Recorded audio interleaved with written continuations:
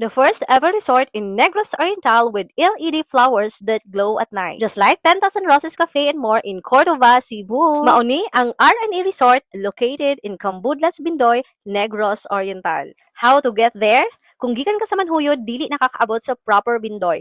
Right before sa bridge going up, naa na dayoy signage sa R&E Resort. Mga 5 to 10 minutes ra ang biyahe pasaka. Unya pagpauli na mo, grabe 5 minutes ra padulho. O di ba wala pa gani may kaabot, nagchika na dayon taog unsaon pagpauli. Pag abot nimo dito guys, makita na dayon nimo ang dako kayong parking lot, then boom, tsada kayo ang ambience. Bugnaw ang hangin, daghang bulak, tanom, ug limpyo kayo tan-awon ang landscape. Sa entrance fee kay 50 pesos per head kung dili ka maligo, pero kung ganahan ka maligo 150 pesos ra. Free na ang pool and tables and chairs. So sulit kayo, di ba? The best time to visit kay late afternoon until evening kay makita nimo ang mga illuminated flowers nga magsiga-siga siya bayot. Daghan kayo kalingkuran sa sulod surrounded by flowers and murag fairy garden ang vibes. Naa sila daghan kayong instagrammable spots facing the ocean plus tsada kayo ang landscape designs. Perfect kayo siya for pictures. Dako ilang pool diri mga jay na ipang bata na apoy pang adult. Naabot sila rooms diri worth 3,500 pesos, good for 9 persons, and check-in time kay 8 a.m. to 9 p.m. Wala pa sila ga-offer og overnight. Pwede na mo diri magdala og inyuha nga kaugalingon nga foods, pero naa pa sila canteen sa sulod